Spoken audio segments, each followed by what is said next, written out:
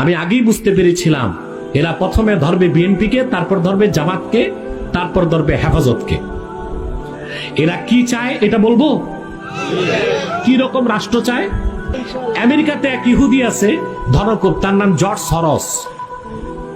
George সরস এই লোকটা একটা নতুন মতবাদ বের করছে, এটার নাম লিবারেল ডেমোক্রেসি। লিবারেল, এতদিন তো শুনছেন ডেমোক্রেসি, এটা হচ্ছে লিবারেল ডেমোক্রেসি। এই নতুন গণতন্ত্রের এই ভার্সনটাকে বাংলাদেশে প্রতিষ্ঠিত করার দায়িত্ব দিছে এনসিপি কে। এই এনসিপি জর্জ সরসের পয়সা খাইয়া দেশকে ওই দিকে নিয়ে যাচ্ছে।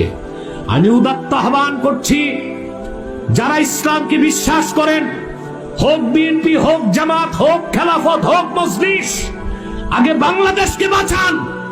জর্জ সরসের লিবারেল ডেমোক্রেসি, বহুত্ববাদকে বাংলাদেশে প্রতিষ্ঠিত হতে দেওয়া যাবে না।